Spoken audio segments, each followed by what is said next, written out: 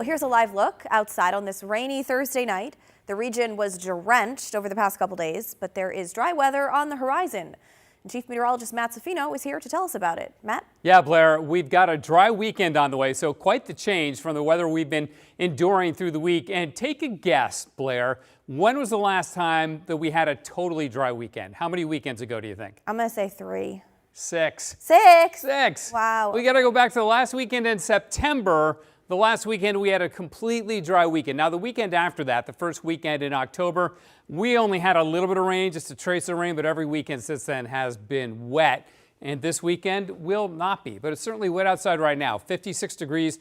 The winds have backed way off from where they were earlier. We're 56 in Portland. Rain keeps coming down. West winds at 15, but we had some gusts nearly 80 miles an hour at the coast earlier in the day during the early afternoon hours. So it was a brief kind of ramp up, and now it's backed way off. But the rain still with us. Some splotches of heavy rain out on the east side. I don't use that word very much, you know, splotch. Splotchy? Yeah, but it's splotchy. I mean, look at it. That's a good way of describing it. It's very splotchy at the moment. Now offshore, we're beginning to see the back edge of the really active weather. So while the rain will diminish tonight, it doesn't completely end until we get into the day tomorrow. Now the coast has been rocking and rolling. The swells are still up near 20 feet at Newport, right? So big waves battering the beaches. They will back off tomorrow to about a 13-foot swell, but the local wind wave is still quite large. The winds will back off too, and the showers will finally end, and we'll downgrade it from a gale warning to a small craft advisory later on tonight. But there is still a high surf advisory up until 7 o'clock tomorrow for the big swells that are coming on shore, and that's until 7 o'clock tonight, actually, so that's expiring soon.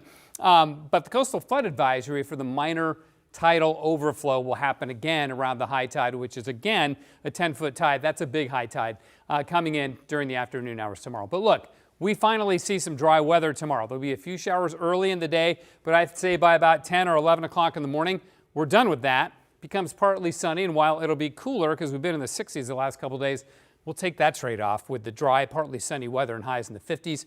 And sunset tomorrow is pushed all the way back to 4:48 here in Pacific Standard. Oh my gosh. I know, that's the most bad news coming. I knew it. That's the most depressing thing I've told you all day, isn't yes, it? I yes, know. it is. Sorry about that, but we're just going to have to deal with that for the next couple months, right?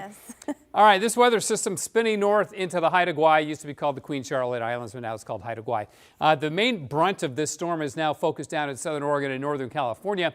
And I was going to spin all the way across the world, and we kind of did that anyway because there's a couple of very strong storms in the western Pacific. This is a typhoon that has now moved into Vietnam. It was really strong for a while. This is a developing tropical storm named Phung Ngoan, and it is now a severe tropical storm, meaning it's just below hurricane strength. Look at the track, takes it right into the Philippines, so we'll be hearing about this over the next couple of days, and it spins north towards Taiwan and the coast of China too.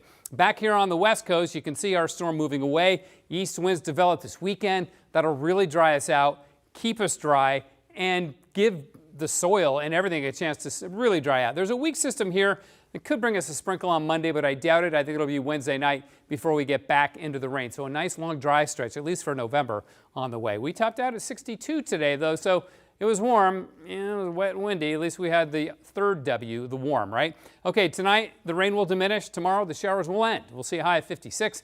The 7-day forecast, look, dry Saturday, fog, then sunny.